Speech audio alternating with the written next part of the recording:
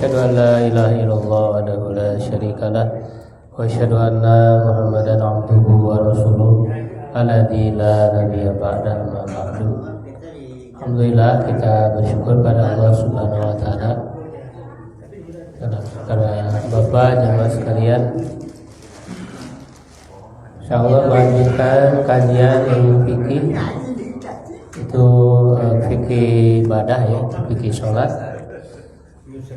Masih melanjutkan pembahasan sebelumnya berkenaan dengan hal-hal yang dibolehkan ya dalam sholat.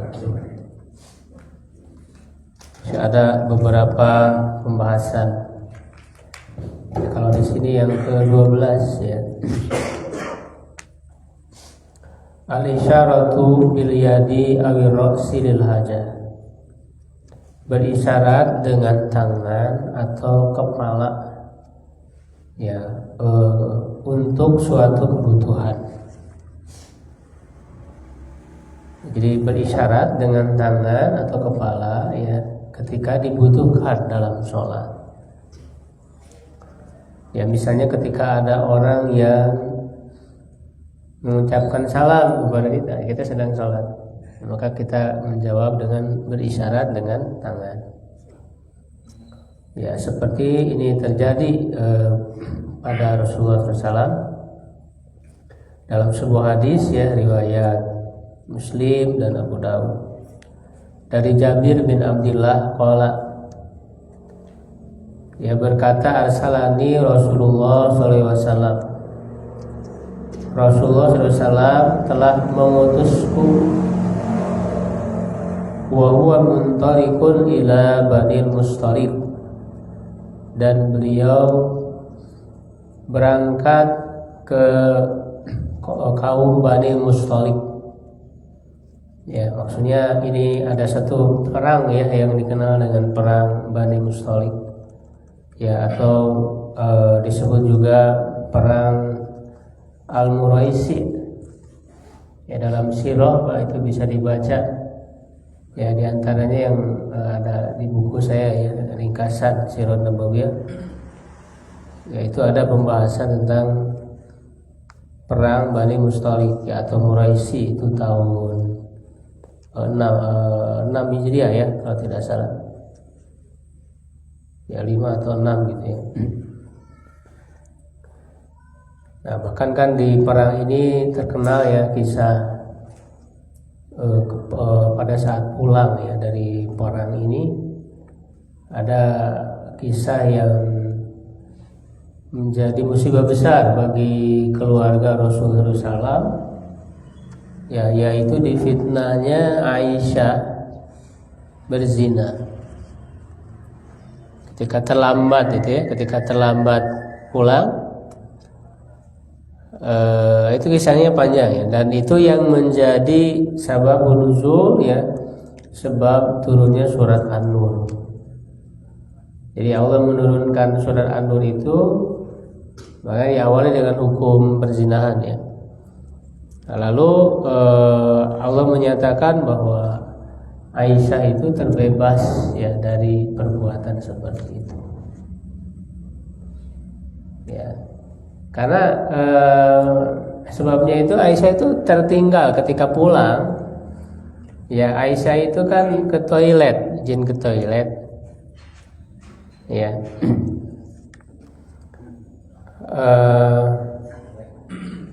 Lalu kemudian kembali ya ke rombongan.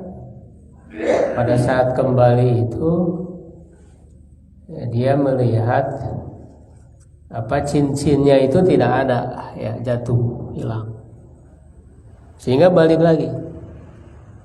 Nah, disangka oleh rombongan itu Aisyah sudah masuk ya ke Haudaj.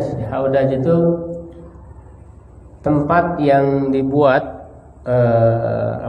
di atas unta. Jadi tempat kotak begitu ya, yang tertutup hijab ya. Jadi dibuat bentuk kotak ya, ada hijab, ada tirai ya, sehingga ketika Aisyah ya atau istri-istri Nabi yang lain itu ikut ya dalam rombongan, dia naik unta ya, lalu pakai haudaj itu yang menutupi Aisyah. Nah itu kan para sahabat itu menyangka Aisyah udah masuk ke haudaj itu, dibawa lalu dipikul kan oleh sahabat, dinaikkan ke unta.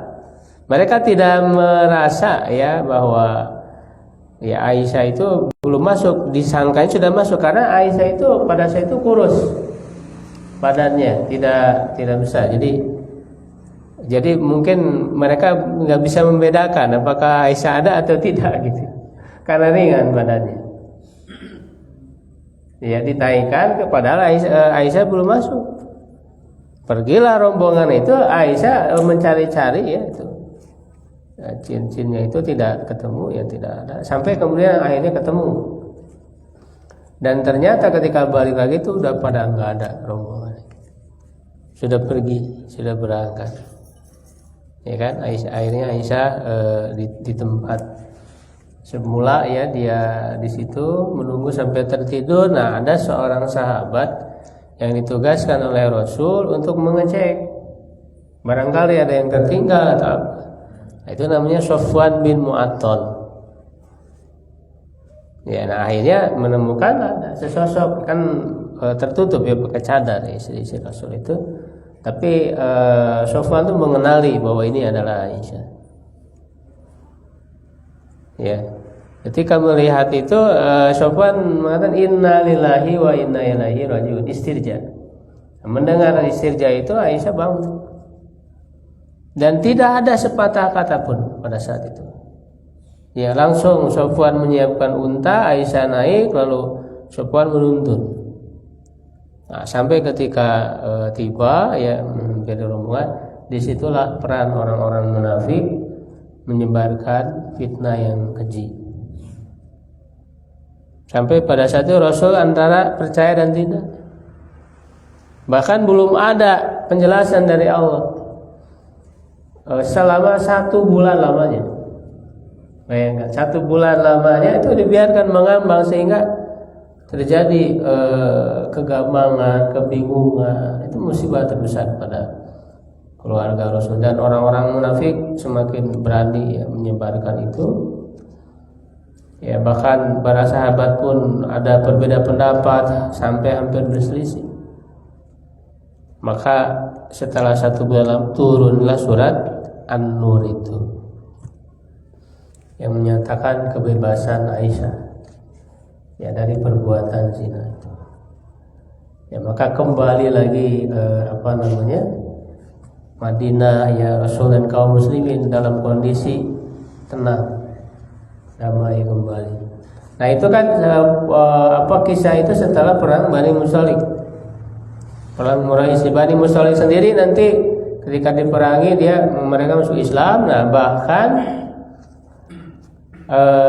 putri dari pemimpin mereka ya kemudian dinikahi oleh Rasul, namanya Juwairiyah bintul Haris. Ya, nah jadi itu.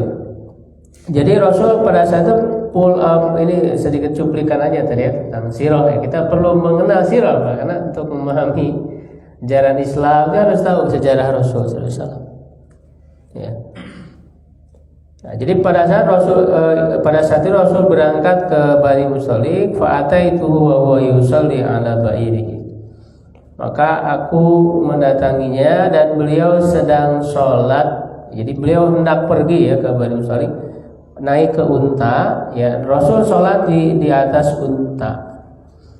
Nah ini sebagaimana yang sudah kita bahas ya, sholat ini maksudnya sholat sunnah. Jadi sholat sunnah itu dibolehkan di atas kendaraan.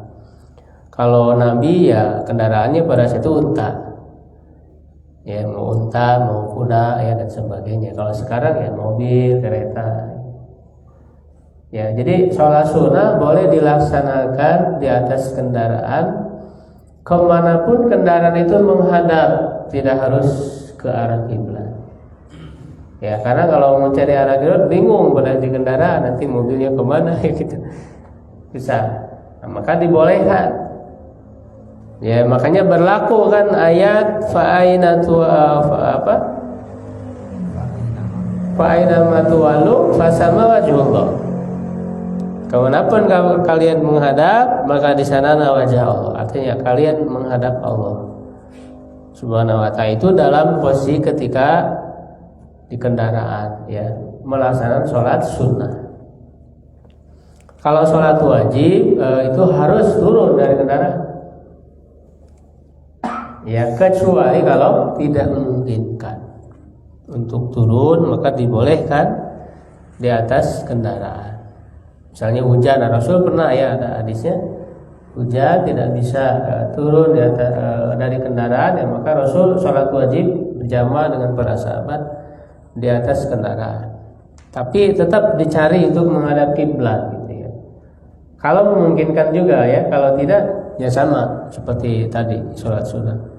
Misalnya kita naik kereta, perjalanan cukup lama, melewati beberapa waktu sholat kan, ya, mau tidak mau kita harus sholat di kereta. Begitu juga sholat di pesawat, ya, itu uzur, ya, dibolehkan, ya, untuk tidak menghadap kiblat, karena kan kiblatnya di bawah Ka'bahnya. Kalau naik pesawat harus menghadap ke bawah, bisa. Ya kan? Itu. Nah, jadi kejadiannya, ya, Rasul sedang sholat di atas untanya. Nah, lalu Jabir ini berbicara, ya, kepada Rasul sedang sholat. Ya, Allah mungkin tidak tahu, ya, tidak, Jabir ini nggak tahu Rasul sedang sholat, karena kalau tahu sedang sholat, ya, kayaknya nggak mungkin dia mengajak bicara. Ya, jadi bicara karena Nabi sedang sholat. Ya, faqala biyadi, dia berkata, maksudnya berisyarat dengan tangannya seperti ini. Summa kalamtu, lalu aku berbicara lagi kepadanya, ya, kepada beliau, lalu beliau berisyarat dengan tangannya, ya. Wa asma'u yaqra'u wa yumi'u bi ra'sihi, dan aku mendengar beliau sedang membaca, ya, dan berisyarat juga dengan kepala beliau. Ya, jadi, ya, Rasul berisyarat, ya, dengan tangan pada saat diajak bicara itu. Nah, atau bisa juga berisyarat dengan kepala, misalnya mengangguk atau gimana. Karena kalau berbicara, ya, batal salatnya. Ya, sebagaimana sudah dibahas, ya, bahwa yang membatalkan sholat, ya, adalah berbicara. Nah, falamma faragha qala, ketika beliau selesai, ya, beliau mengatakan, ma fa'altu fil ladzi arsaltuka fa innahu lam yamna'ni min an arudda 'alaika illa anni kuntu usalli. Tidaklah aku melakukan, ya, yang kau diutus, ya, dengan yang aku utus engkau. Tidak ada yang menghalangi, ya, aku untuk menjawabmu kecuali aku dalam keadaan sholat. Nah, jadi Rasulullah SAW itu begitu, ya, kepada para sahabat, ya, menjelaskan, mengajarkan dengan kesabaran, gitu, ya, tidak dimarahi. Jadi Rasul, ya, ketika selesai itu tidak memarahi, gitu, karena, ya, memaklumi barangkali mereka belum tahu, para sahabat itu. Ya, makanya Rasul itu kan orang yang paling bagus, ya, cara pengajarannya kepada para sahabat. Ya, juga pernah kan yang sebelumnya sudah pernah kita bahas hadis waktu sedang sholat, ya, ada sahabat yang berbicara, dia belum tahu. Nah, setelah selesai sholat, Rasul tidak memarahinya, tapi mengajarkan, ya, mengajarkannya. Ya, kata Rasulullah bahwa ini adalah sholat ini tidak layak di dalamnya ada pembicaraan manusia, la yasru fihi kalamun nas, inama hiya zikrun ya wa qiraatul Quran. Ya, di dalamnya hanya ada zikir, ada membaca Al-Quran ya. Itu ada takbir dan sebagainya. Nah, itu Rasul mengajarkan dengan penuh kesabaran, dan sahabatnya mengatakan dalam hadis, demi Allah, aku tidak menemukan orang yang paling bagus pengajarannya kecuali Rasulullah SAW. Nah, ini sebagai pengajar di sini banyak guru nih ya, harus bersabar di dalam mengajarkan. Ya, karena barangkali mereka belum tahu. Jadi Rasulullah SAW menjelaskan ya tentang hukumnya.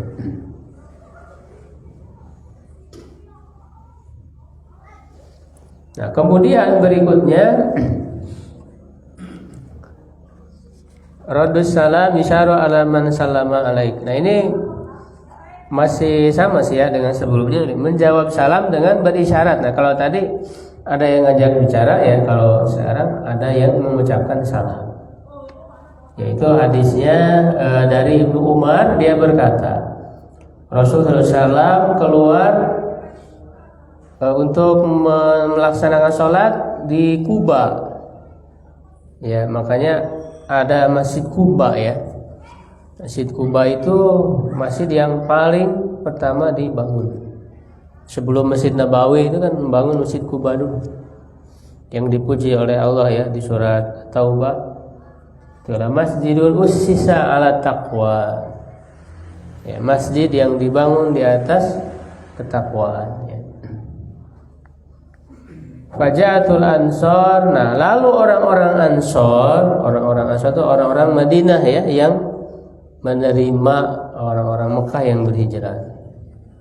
Fasallamu alaihi, lalu mereka mengucapkan salam kepada beliau wa huwa yusolli.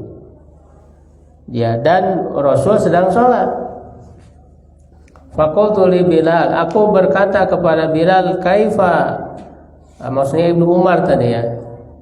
Ya, karena Ibnu Umar mungkin tidak hadir ya pada saat itu, pada kisah itu. Dan tentu Ibnu Umar adalah sahabat yang kecil ya, yang junior.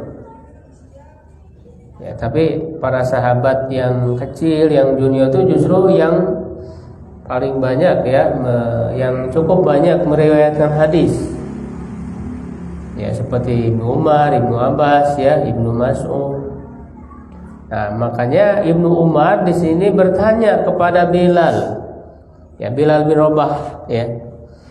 Bilal bin Rabah yang berasal dari Habasyah, seorang budak hitam ya asalnya, yang kemudian dimerdekakan oleh Abu Bakar Siddiq.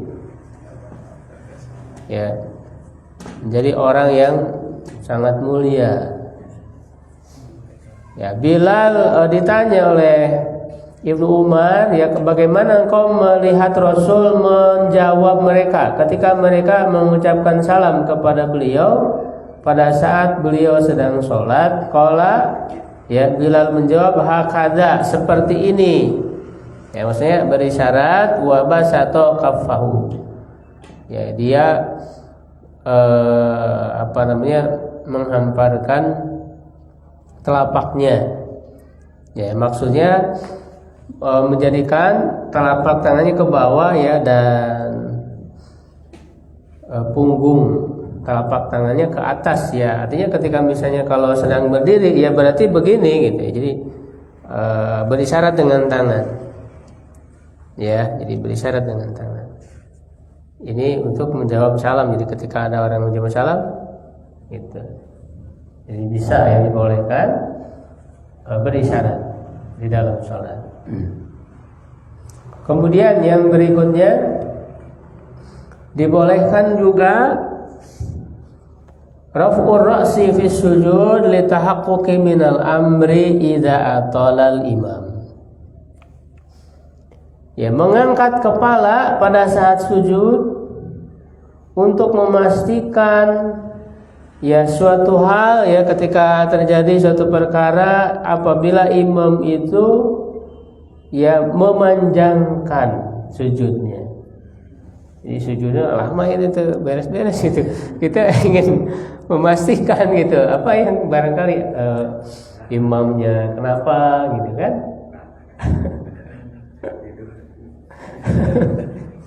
Tidur atau pingsan atau kenapa gitu. Nah itu boleh untuk memastikan itu ya, karena memang ada kebutuhan gitu. Ada kebutuhan ya itu dibolehkan. Nah ini pernah terjadi ya di zaman Rasul. Jadi hal-hal ini semua ada hadisnya, ada dasarnya ya. Ya karena sebetulnya apa yang dijelaskan oleh Rasul dari Al-Quran, dari hadis semua udah lengkap. Ya berkenaan dengan permasalahan-permasalahan. Ya, sehingga kita selalu berpegang kepada Al-Quran dan Sunnah ya, kepada dalil-dalil. Yaitu dari Abdullah bin Shaddad dari ayahnya. Qala dia berkata, kharaja alaina Rasulullah sallallahu alaihi wasallam fi ihda shalatai isya. Beliau Rasulullah SAW keluar kepada kami ya maksudnya ya datang kepada para sahabat dalam salah satu ya dari dua sholat isya. Ya dalam salah satu dari dua sholat isya ya maksudnya sholat maghrib dan isya. Kadang-kadang disebut dua isya maksudnya maghrib dan isya. Ya, gitu. Karena kan kalau sholat isya ya cuma sekali ya dalam sehari. Ya, jadi ini dalam bahasa itu kadang menyebut dengan salah satu, ya, dengan salah satu nama dari dua hal yang berdekatan. Biasanya maghrib dan isya disebut dua sholat isya. Ya, azan dan qomat disebut dua azan. Ya kan ada dalam hadis. Bainal azanain ya, ini di antara dua azan maksudnya azan dan qomat. Itu dalam bahasa Arab seperti itu, Pak. Ini kita perlu belajar bagaimana bahasa Arab itu. Makanya memahami Quran hadis itu harus paham bahasa Arab. Ya. Di antara dua azan dan qomat, abawai dalam bahasa Arab abawaihi. Dua ayah, ab itu kan ayah artinya. Abun kan ayah, tapi dua ayah maksudnya apa? Abawaihi. Dalam Quran kan ada. Maksudnya ayah dan ibu. Kedua orang tua. Ya, disebut abawaihi. Ya, maksudnya ayah dan ibu. Nah, jadi ini. Wa huwa hamilun hasanan aw husainan, dan beliau sedang menggendong Hasan atau Husain. Ini tidak dipastikan karena kan ada di antaranya ada dua cucu ya, walaupun tidak dua, ada yang lain juga. Itu anaknya Ali ya dan Fatimah. Ini cucu Rasul, Hasan dan Husain ya. Jadi salah satunya ya, tapi perawi hadis ini tidak memastikan gitu apakah Hasan atau Husain. Fataqaddama Rasulullah SAW maju bahwa doahu, lalu beliau meletakkan cucu beliau tadi itu.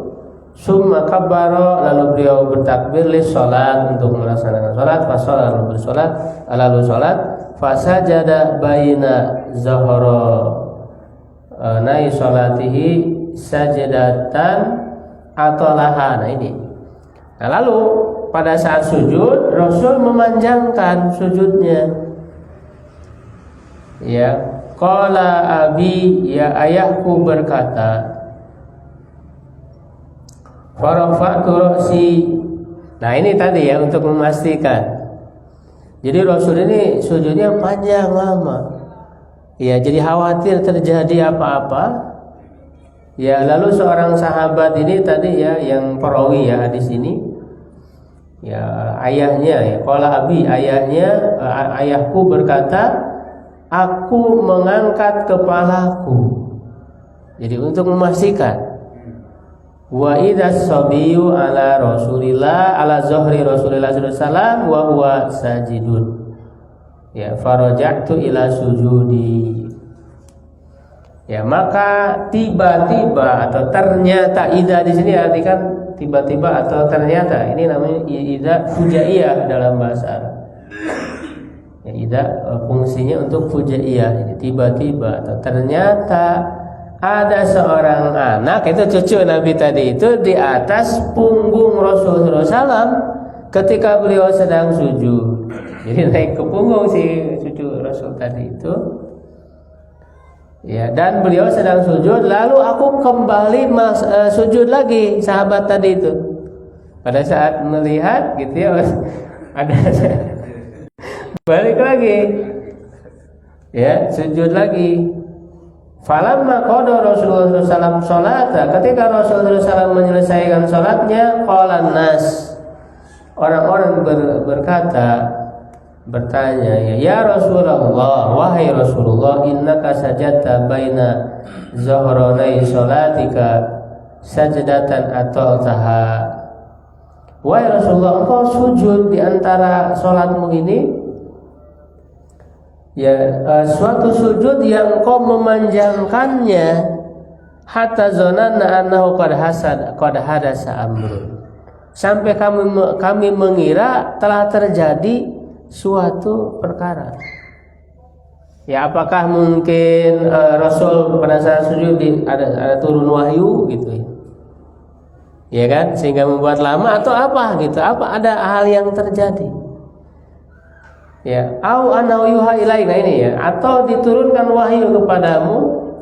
Faqala kullu dzalika lam yakun. Ya, semua itu tidak terjadi. Ya, jadi yang kalian sangka tadi itu semua nggak ada. Ya, nggak ada apa-apa. Tidak terjadi apa-apa. Walakinna ibni irtahalani. Ya, tapi anakku ini, maksudnya cucu. Ya, kadang beliau menyebut cucu dengan anak. Ya, maksudnya cucu. Ya, anakku ini, cucuku ini, ya, irtahalani, mengendaraiku. Mengendarai kita rihla, ini kata rihla, jadi melakukan perjalanan ya dengan menggunakan aku gitu ya, mengendarai. Fakaritu an ujilahu hatta yaqdiya, ya, aku tidak mau untuk terburu-buru ya, atau membuatnya jadi terburu-buru ya, hingga dia menyelesaikan hajatnya. Nah, ini bagaimana ya kasih sayang Rasulullah, rahmat Rasulullah. Ya, rahmatnya Islam itu begitu, Pak. Di dalam kondisi ibadah, bahkan ibadah yang paling besar, yang paling mulia itu sholat, ya, masih memberikan perhatian ya kepada seorang anak kecil. Jadi Rasulullah itu membiarkan, karena memang ya kita dibolehkan juga kan sujud lama ya, dengan banyak berdoa di situ kan boleh. Nah, Rasul sengaja memanjangkan ya, yang menyebabkannya justru adalah membiarkan cucunya itu ya sampai selesai dulu keinginan dia itu. Ya, sedang naik di atas Rasul gitu ya. Anak itu punya keinginan, punya kebutuhan, dibiarkan dulu sampai selesai, sampai dia turun sendiri, tidak dipaksa. Ya, kalau kita mungkin udah marah gitu kan, langsung ditarik. Ya kan? Nah, jadi Rasul itu seperti itu, Pak, keteladanannya. Ya, dalam hal, jadi ibadah ini tidak boleh kemudian mengganggu orang lain. Ya, tidak boleh merampas ya hak-hak orang lain, termasuk tadi anak kecil. Ya, makanya Islam itu rahmatan lil alamin. Ya, bagi anak kecil, bagi semuanya. Makanya yang menjadi imam juga kan Rasul mewasiatkan agar memberi keringanan kepada jamaah ya. Kalau di jamaah itu ada anak-anak, ada orang yang sudah tua renta, yang lemah ya, yang sakit, agar ya jangan kemudian terlalu panjang ya bacaannya. Nah, itulah sebagai dampak rahmatan lil alamin. Dalam semua ibadah itu sama begitu prinsipnya. Ya, jangan sampai misalnya kita mengadakan pengajian tapi mengganggu ya atau memberi madorot kepada yang lain. Jangan kita itu bersikap egois terhadap agama. Jadi agama ini perlu fikih, ya perlu paham. Ya, jangan menghalangi hak-hak orang lain. Tidak dibenarkan dalam Islam. Ya, jadi merampas ya hak-hak orang lain. Misalnya pengajian misalnya ya contoh aja ya di jalan menutup akses orang ya punya kebutuhan gitu. Ya kecuali kalau memang itu sudah terbiasa, sudah dimaklumi dan orang-orang bisa punya alternatif lain dan sebagainya. Tapi intinya jangan mendatangkan kezaliman kepada orang lain. Ya atas nama agama tidak boleh. Ya karena itu kita harus mengetahui maqasid dari syariat, tujuan syariat. Ya, jangan dilepaskan. Ya, nah kemudian berikutnya, nah ini dibolehkan melihat ke mushaf, cuman ya kalau di sini dijelaskan dalam sholat sunnah itu pun kalau ada kebutuhan. Nah berarti dalam sholat wajib itu tidak boleh. Nah, itu yang lebih kuat ya, karena memang ada perbedaan pendapat juga ya di kalangan ulama. Ini udah pernah dibahas ya sebetulnya. Kadang jangan terlalu memaksakan kalau imamnya tidak hafal ya jangan memaksakan sehingga harus lihat mushaf. Makanya kan suka ada ya di sebagian masjid itu disediakan di depan itu ada mushaf besar. Iya kan? Supaya imam melihat ke situ. Nah sebetulnya yang lebih kuat itu tidak boleh ya, atau paling tidak minimal lah makruh gitu ya, minimal hukumnya, karena itu bisa menyibukkan gitu ya dari aktivitas sholat. Ya, sedang sholat jadi nyari mana ini kan tulisannya berarti dibuka-buka gitu, jadi itu menyibukkan dari aktivitas sholat. Makanya kan perintahnya jelas faqra ma tayassara maka minal Quran. Baca yang mudah, artinya yang hafal. Ya kalau belum hafal ya hafalin dulu gitu. Kalau mau baca itu, mau baca surat itu ya, atau cari yang hafid. Makanya diutamakan kan dalam imam itu yang paling bagus dan paling banyak hafalannya. Paling bagus bacaannya, paling banyak hafalan. Jangan mendahulukan senioritas itu dalam usia.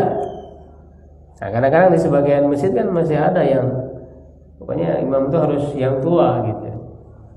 Padahal usia itu bukan prioritas utama. Coba baca hadisnya, nanti mungkin akan dibahas secara khusus ya tentang kriteria imam. Jadi yang prioritas itu adalah bacaan dulu. Aqra'ukum kata Rasul. Aqra' itu yang paling baik benar bacaannya dan paling banyak hafalan. Baru setelah itu kalau memang sama, ya kan, yang paling paham fikih, khususnya fikih sholatnya. Makanya kita ngaji ini supaya paham fikih sholat, supaya layak jadi imam. Imam kok nggak paham fikih sholat, gitu. Karena kan nanti akan berkaitan dengan sholat, ya. Agar tidak bingung. Kalau imamnya bingung, apalagi makmumnya nanti, ya kan? Nah baru nanti kalau sudah sama fikihnya, bahkan kan yang lebih dulu masuk Islam ya kalau dalam hadis itu. Lalu di terakhir usia yang terakhir, usia yang terakhir. Ya baik, mungkin sampai situ. Kalau ada yang ditanyakan.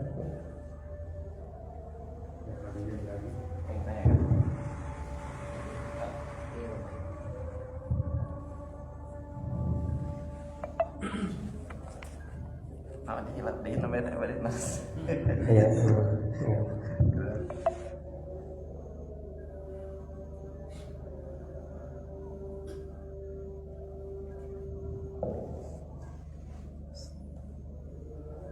ya kalau tidak ada kita cukupkan, mudah-mudahan ada.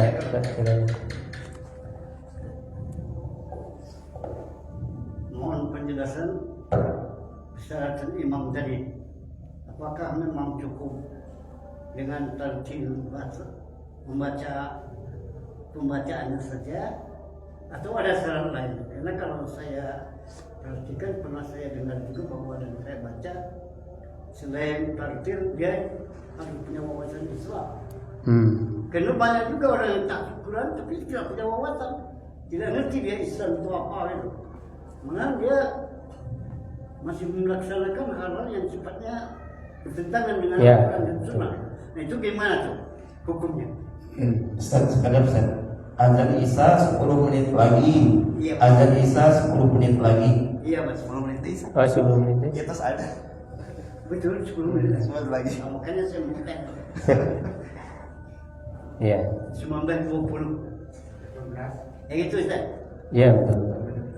Ya, jadi memang syarat imam juga termasuk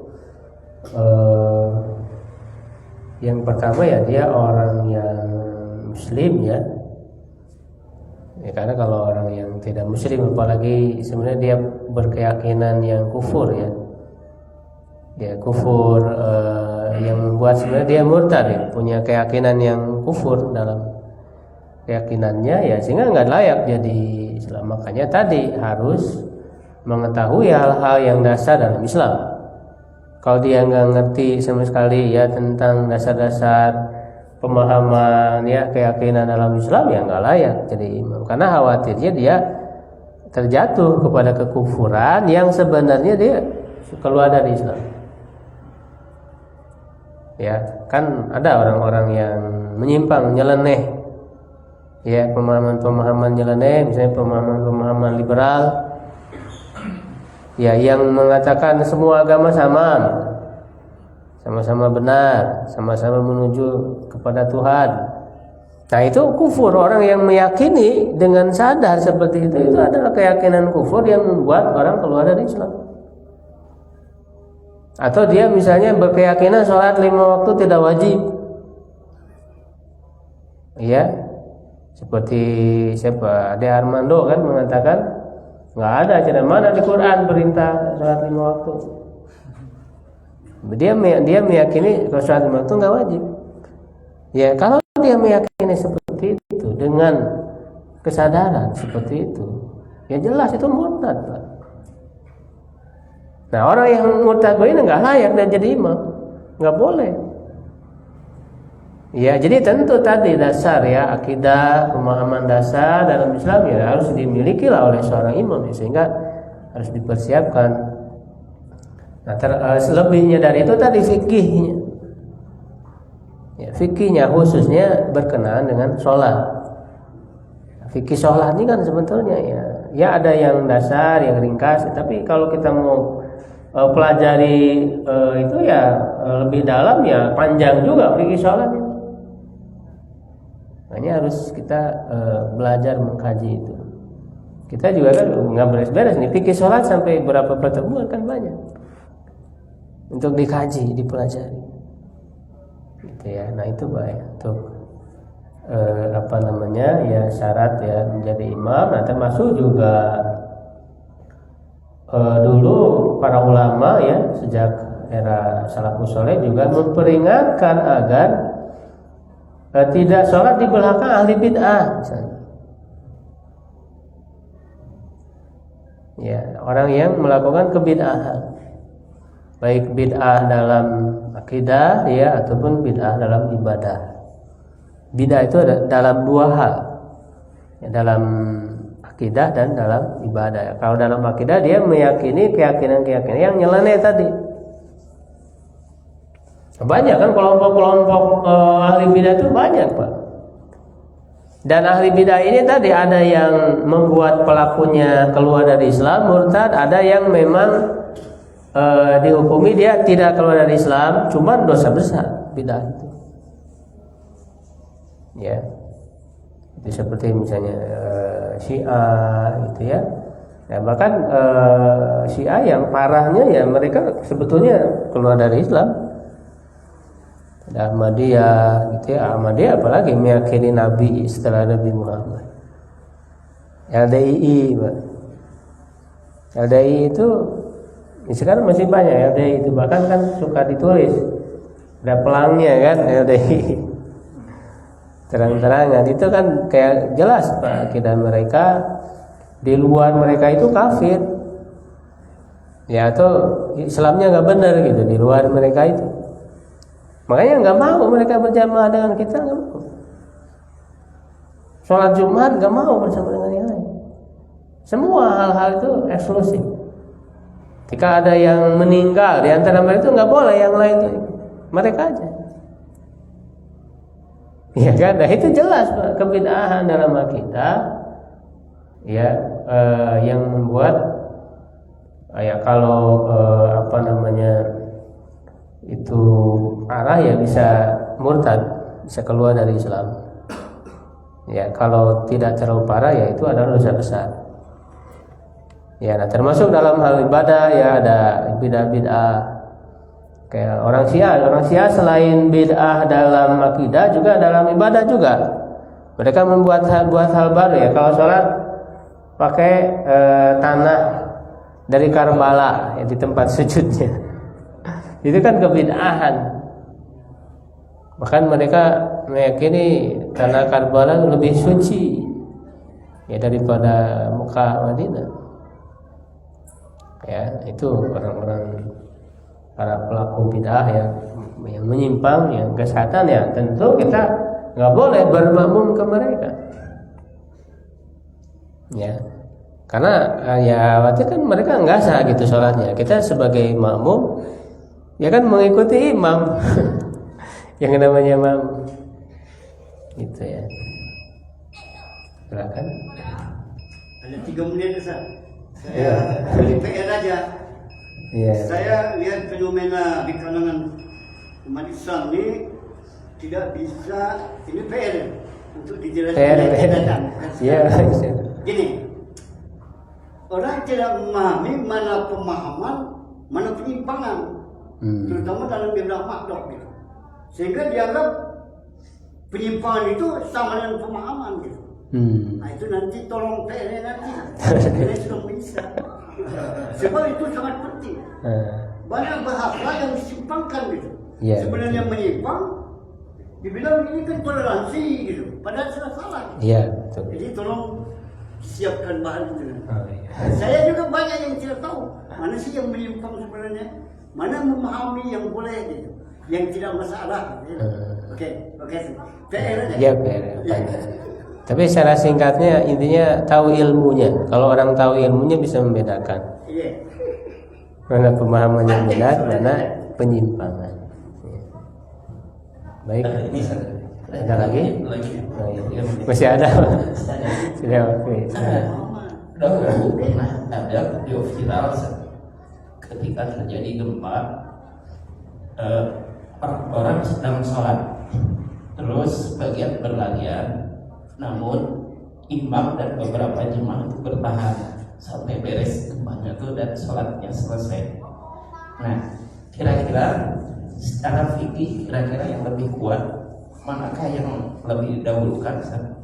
Berlari dulu membatalkan sholat atau harus membatalkan sholat menyelamatkan diri berlari keluar, ataukah bertahan terus sholat sampai beres meskipun terjadi goncangan di plafon pada jatuh gitu saja? Nah, seperti apa sih? Ya kalau dalam kondisi seperti itu ya kita lebih mengutamakan keselamatan jiwa. Ya karena kan mendesak. Adapun sholat ketika kita membatalkan kan bisa dilakukan lagi kan masih ada waktu. Atau kalau selesai waktunya pun bisa di luar waktu kan qada. Nah jadi di situ lebih mendahulukan keselamatan nyawa. Ya dalam kondisi yang memang bahaya gitu sampai gempa yang bisa menimpa, ya itu diprioritaskan ya. Sama kan seperti waktu COVID dulu kan. Ya kemaslahatan nyawa itu didahulukan ya, sehingga kan dalam sholat pun ya sampai kemudian dikasih jarak.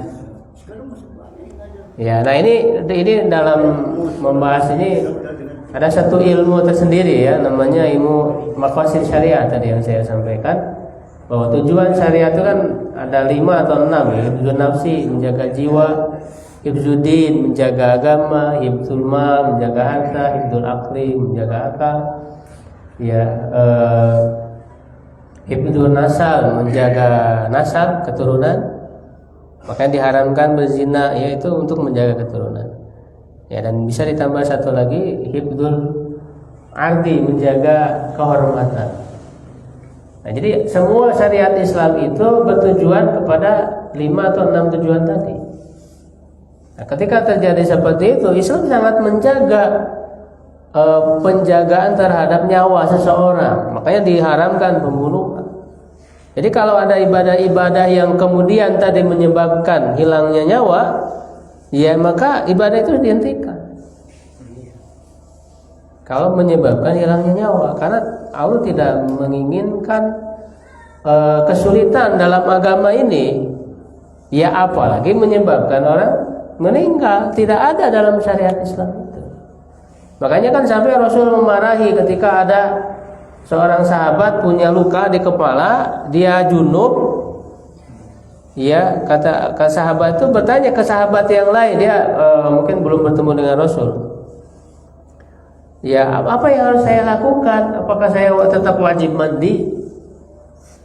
Nah, para sahabat itu mereka sembrono dalam menjawab. Ya, akhirnya ya kamu tetap harus mandi. Ketika mandi meninggal orang. Maka dimarahi oleh Rasulullah SAW. Ya, kalian telah membunuh dia, kata Rasulullah itu. Ya, kata Rasulullah, tidakkah kamu bertanya terlebih dahulu? Ya, karena bertanya itu adalah sifaul ayyi, adalah obat kebodohan. Jadi kalau tidak tahu tanya dulu. Dimarahi oleh Rasulullah. Itu menunjukkan bahwa syariat Islam ini tidak boleh menyebabkan penghilangan nyawa. Maka ada rukhsah, ada keringanan-keringanan dalam syariat. Begitu. Baik, cukup dulu ya. Ada lagi? Ketika ya termasuk barusan di surat An-Nisa ayat 102 ya. Ketika pelaksanaan sholat pada saat peperangan kan begitu. Ya, betul. Artinya di situ diterangkan bergantian satu demi satu dalam rangka menjaga keselamatan jiwa dari serangan musuh seperti itu. Iya betul. Salah satunya bukan berserah terhadap takdir. Iya betul. Diselesaikannya sholat karena takdir yang meninggal terjadi, tidak begitu rasanya. Ya, kita melakukan usaha itu juga takdir. Nggak akan keluar dari takdir Allah. Kita mau melakukan ini, mau melakukan itu. Ya, sesuai dengan usaha kita, Pak. Takdir itu. Ya, makanya tadi itu sholat khauf ya adalah bentuk bagaimana syariat ini menjaga nyawa manusia, menjaga keselamatan dalam keadaan perang. Itu kan ada tata caranya khusus. Ya, agar tetap ada yang berjaga-jaga ya, menghadapi musuh itu. Ketika jangan sampai semuanya pada khusus sholat langsung diserang ya, langsung dibunuh, diberondong oleh mereka. Nah, itu kan tidak seperti itu. Ya. Baik, cukup insyaallah. Terima kasih atas perhatiannya. Mohon maaf atas kekurangannya.